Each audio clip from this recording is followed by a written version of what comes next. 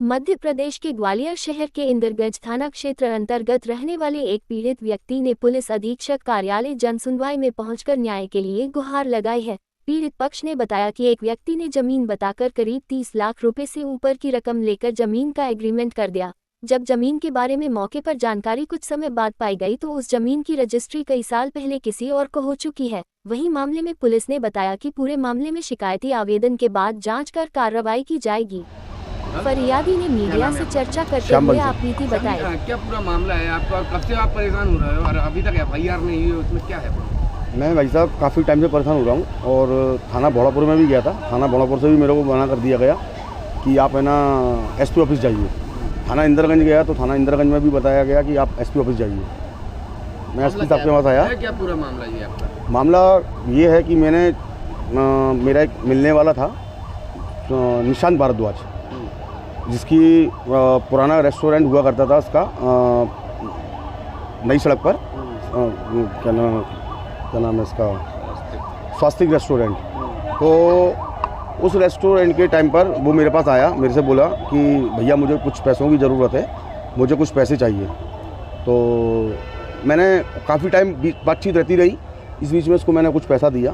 पैसा देने के बाद बोलता है कि मुझे और कुछ पैसा चाहिए। तो लगभग 2 लाख 4 लाख 1 लाख ऐसा करा करके इकट्ठा करा करके पैसा लिया गया। पैसा दे दिया आपने? मैंने उसको उस समय दिया हुआ था करीब 20 लाख रुपया। 20 लाख रुपया दिया था। तो मेरे से उसने बोला कि एक हमारी ज़मीन पड़ी हुई है।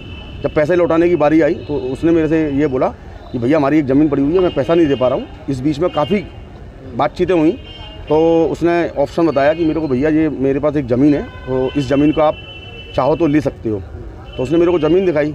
ज़मीन मेरे को अच्छी लगी तो मैंने उससे पूछा बताओ मेरे को कितने की पड़ेगी। तो बोलता है कि भैया ये ज़मीन आपको 60 लाख रुपए में 65 लाख रुपए की उसने उस समय कीमत बताई थी। तो ले दे करके मेरा 55 लाख रुपए में बातचीत निपटा, सौदा निपटा। तो कहता भैया अपन एक एग्रीमेंट कर लेते हैं। जो मुझे 20 लाख रुपए लेने थे उसके लिए उसने बोला भैया एक एग्रीमेंट कर लेते हैं, तो जिस ज़मीन पर आप अपना काम चालू कर लेना। आपका एग्रीमेंट हुआ वहाँ पर? आप मेरा एग्रीमेंट हुआ उनके दादा से, उनके पिताजी से, उनके चाचा से। दादाजी का नाम दर्शनलाल भारद्वाज और उनके निशांत के पिताजी का नाम है जसपाल भारद्वाज। उनके सर की आपके साथ धोखाधड़ी है की है क्या? उनके ऊपर कई और मामले भी दर्ज हैं उन लोगों पर? काफ़ी लोगों के चेक वगैरह के, गाड़ी वगैरह के उनके मामले हैं, जो मतलब चेकों का उसका कुछ ज़्यादा।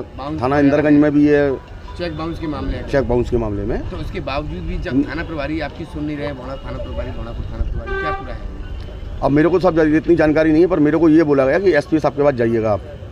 तो मैं क्या आश्वासन मिला यहाँ? मैं अभी SP साहब आज बैठे हुए नहीं थे, तो मैंने अपना जो आवेदन था वो मैंने दिया उनको। तो उन्होंने मार्क करके मुझे मेरी रिसीविंग दे दी है। तो कहते हैं उचित कार्रवाई होगी, आप चिंता ना करें। इस बीच में मतलब एग्रीमेंट किया हुआ था, फिर वो काम करने की बारी आई तो उसने पैसा मेरे से और मांगा, तो मैंने उसको और पैसा दिया करीब ना कब्जा हो पा रहा है ना कुछ हो पा रहा है। वो जमीन पर आप गए तो? जमीन पर गए उसका, हाँ जमीन पर गए तो जमीन पर तो उस समय कुछ नहीं था। तो इस बीच में इनके पिताजी मतलब निशांत के दादाजी दर्शनलाल भारद्वाज का स्वर्गवास हो गया।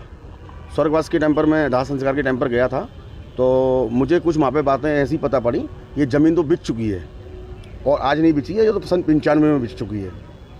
तब ले दे करके मैंने 22 तारीख की इनके यहाँ उठावनी थी, 23 तारीख को मैं इनके यहाँ फिर गया तो उन्होंने मेरे साथ में गाली गलौज की है। जब मैंने इनसे बोला ये ज़मीन तो आपने बेच दी है, तो कहते हैं बेच दिया तो क्या कर लें। अब वहाँ पर उन्होंने मुँह मतलब बदतमीजी करी है, गाली गलौज करी है मेरे साथ में, और मेरे को कोई संतोषजनक आश्वासन नहीं मिला है। तब मुझे जी मेरे साथ में चाहता मैं साहब मैं आपसे बस केवल SP साहब से ये निवेदन करना चाहता हूँ कि मेरा पैसा मुझको दिलवाया जाए या मेरी ज़मीन मुझको दिलवाई जाए। ठीक।